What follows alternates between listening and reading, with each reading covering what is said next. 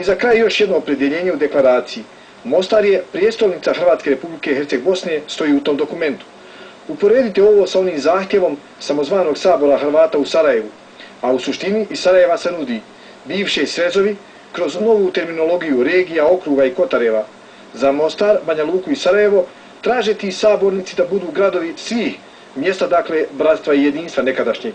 A što se tiče Neuma, zamislite, bio bi svačiji. Eto, tako se trguje sa hrvatskim u ime hrvatstva. A što onda ne ponudiše i da Tuzla, Zenica, konačno Baščaršija budu i hrvatske?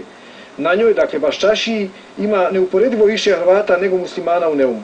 Zar nije dovoljno znati da ti isti takozvani sabornici, zajedno sa Komšićem, su već nekoliko puta bili u muslimanskoj ženevskoj delegaciji? Na 2 mjesta, u isto vrijeme i predstavljati 2 naroda ne može se. I još nešto. Lijepo reče juče jedan sabornik u Livnu.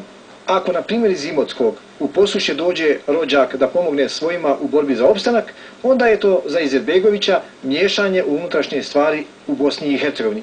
A kada, na primjer, iz Afganistana ili iz Sandžaka, dakle iz države Srbije, dođu mudžahedini ili muslimani u rovove u Bosni i Hercegovini, onda je to za tog istog Izetbegovića spašavanje Bosne i Hercegovine.